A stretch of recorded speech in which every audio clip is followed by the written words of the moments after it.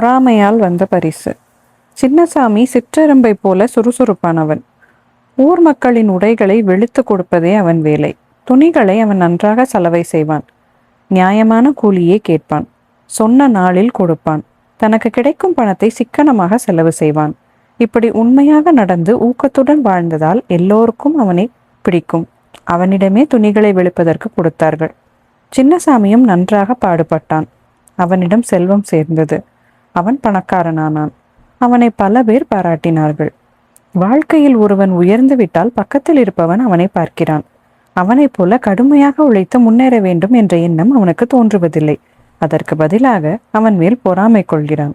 அவனை கெடுப்பதற்கு முயற்சி செய்கிறான். இப்படித்தான் இருந்தான் ராமசாமி. இவன் சின்னசாமியின் பக்கத்து வீட்டுக்காரன். சட்டிப்பானை செய்வது இவன் வேலை. நசுக்குண்ட கரப்பான் பூச்சி போல மெதுவாக நடக்கும் இவன் சோம்பேறித்தனத்தின் அவதாரமாக இருந்தான். கடுமையான உழைப்பாலும் நாணயமான நடத்தையாலும் சின்னசாமி ஓங்கி வளர்ந்ததைக் கண்டும் அவனை பின்பற்ற இவனுக்கு மனமில்லை. ஆனால் அவன் மேல் மிகவும் பொறாமை கொண்டான். அந்த பொறாமை காயாகி அவனுக்கு தீமை செய்ய வேண்டும் என்ற நினைப்பாக கனிந்தது. அவர்கள் வாழ்ந்த ஊரை ஒரு ராஜா ஆண்டு வந்தான்.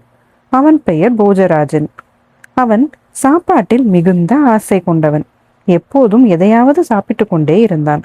அதனால் அவனை போஜனராஜன் என்று கூட சில பேர் தங்களுக்குள் மறைவாக பேசிக்கொண்டார்கள். தின்பதிலேயே கவனமாக இருந்ததால் அறிவு மந்தமாகிவிடும் என்று சொல்வார்கள். இந்த அரசன் மந்த புத்தி உடையவனாக இருந்தான். யார் எதை சொன்னாலும் கொஞ்சமும் சிந்திக்காமல் அதை அப்படியே ஏற்றுக்கொண்டான். அந்த அரசன் மாதத்திற்கு ஒரு முறை நகர்வலம் போவது வழக்கம். அந்த முறைப்படி அவன் யானை மீது ஏறி தெருவில் போய்க் கொண்டிருந்தான். பொறாமை காரணமாக ஏற்கனவே சூழ்ச்சி செய்து ஒரு தீர்மானத்திற்கு வந்திருந்த ராமசாமி ராஜாவினுடைய யானை முன்னால் நின்று அவன் தன்னை பார்த்தபோது குனிந்து பணிந்து கும்பிடு போட்டான். போஜராஜன் அவனை பார்த்தான். ஆனால் வேறு பக்கத்தில் தன் தலையை திருப்பிக் கொண்டான் மன்னன். தன்னை பார்த்த போதெல்லாம் ராமசாமி பலமுறை கும்பிடு போடவே, நீ யார் என்று கேட்டான் அரசன். நான் உங்கள் அன்பான குடிமக்களில் ஒருவன். உங்களை தெய்வமாக நினைப்பவன். உங்கள் புகழை தினந்தோறும் பேசி மகிழ்பவன். உங்களை பார்த்து வணக்கம் செய்துவிட்டு போகவே இங்கு வந்தேன் என்று சொன்னான் ராமசாமி.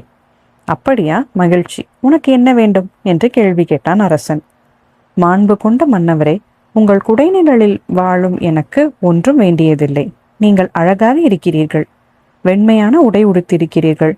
ஆனால் என்று சொல்லி நிறுத்தினான் ராமசாமி. ஆனால் என்று சொல்லி ஏன் நிறுத்திவிட்டாய்? மேலே சொல் என்று உத்தரவிட்டார் அரசர். உங்கள் அழகுக்கு ஏற்றபடி நீங்கள் அமர்ந்திருக்கும் இந்த யானை இல்லையே என்றுதான் எனக்கு வருத்தமாக இருக்கிறது என்று முடித்தான் ராமசாமி.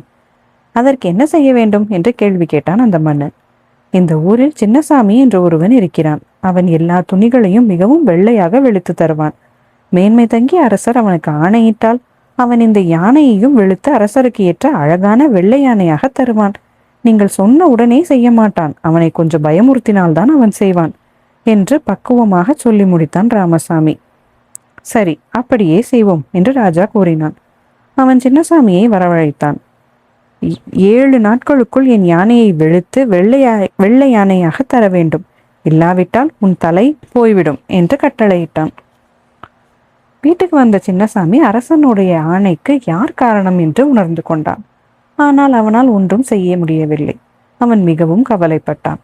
அவனால் சரியாக சாப்பிடக்கூட முடியவில்லை. தன் கவலையை யாரிடமும் சொல்லவும் முடியவில்லை. அவன் உடம்பு இளைத்தது. மனைவியும் மக்களும் காரணத்தை சொல்லும்படி அவனை வற்புறுத்தினார்கள். காரணம் தெரிந்தது. அவர்களாலும் ஒன்றும் செய்ய முடியவில்லை. அவர்களும் வேதனையால் துடித்தார்கள். கடைசி மகன் முனுசாமி அறிவுள்ள பையன். அவன் சிந்தித்தான். ஒரு திட்டம் வகுத்தான். அதை தந்தையிடமும் சொன்னான். அதை பற்றி யோசனை செய்த சின்னசாமி அரசனிடம் போனான். மன்னனை வணங்கிவிட்டு, உலகம் போற்றும் வேந்தரே, உங்கள் கட்டளைப்படியே பட்டத்து யானை சலவை, மண், சீயக்காய், சவுக்காரம் எல்லாம் போட்டு தேய்த்து குளிப்பாட்டினேன். கருப்பு நிறம் கொஞ்சம்தான் போயிற்று. அதை வெள்ளையாக வேண்டுமென்றால் அதற்கு ஒரே வழிதான் இருக்கிறது. அழுக்கு துணியை சலவை மண்ணுடன் சேர்த்து பானையில் போட்டு வேக வைப்பேன். அப்போது அது வெள்ளை விளையர் என்று வெளுத்துவிடும். அந்த யானையை எப்படி செய்தால் வெளுப்பாகிவிடும். அதற்கு ஒரு பெரிய பானை வேண்டும். அதை செய்வதற்கு ராமசாமி ஒருவனால் தான் முடியும் என்று சொல்லி முடித்தான். அரசன் ராமசாமியை அழைத்தான். யானையை அடுப்பில் ஏற்றி நிறுத்தி வேக வைப்பதற்கு ஏற்ற பானையை ஒரு வாரத்தில் தராவிட்டால் அவன் தலை போய்விடும் என்று உத்தரவு போட்டான். அதை கேட்ட ராமசாமி நடுங்கினான். தன்வினை தன்னை சுடும் என்று உணர்ந்து துடித்தான்.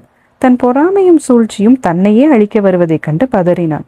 தன் குற்றத்தை ஒப்புக்கொண்டான். அந்த பொறாமை சோம்பேறியை நாடு கடத்திய அரசன் உழைப்பாளி சின்னசாமிக்கு உயர்ந்த பரிசுகள் கொடுத்து பாராட்டினான்.